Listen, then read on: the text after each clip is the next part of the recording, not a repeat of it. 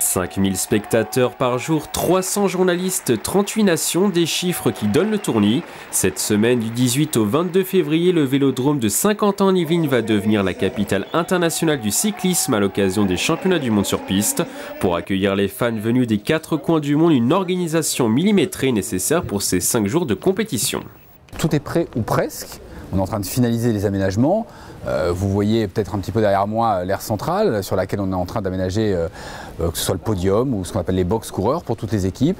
Puis à l'extérieur aussi bien sûr où on aménage un petit village de partenaires sur le parvis. On a installé des conteneurs de stockage de vélos pour les 36 nations ou 38 d'ailleurs qui vont participer au championnat du monde.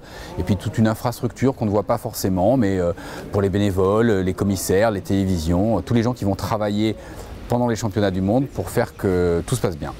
Dans l'aire centrale située au milieu de la piste, le vélodrome dispose d'une dizaine de boxes pour accueillir les participants, d'une infirmerie et d'une zone pour les journalistes. Donc là on arrive sur l'aire centrale, où tout a été aménagé pour l'installation des équipes. Les premières équipes d'ailleurs sont d'ores et déjà là, installées et s'entraînent. Donc là, la zone dans laquelle sont installés tous les journalistes pendant la compétition. Donc journalistes de presse écrite, principalement, et si on se tourne de ce côté-là, vous voyez les tables dans les tribunes qui sont les postes commentateurs télé des différentes télés. On a 20 ou 25 chaînes de télévision du monde entier qui couvrent l'événement. Des aménagements extérieurs ont également été effectués pour ces championnats du monde. Des panneaux promotionnels ont été mis en place sur les routes à proximité de l'enceinte sportive. Le parvis devant le vélodrome a également été réaménagé pour la compétition.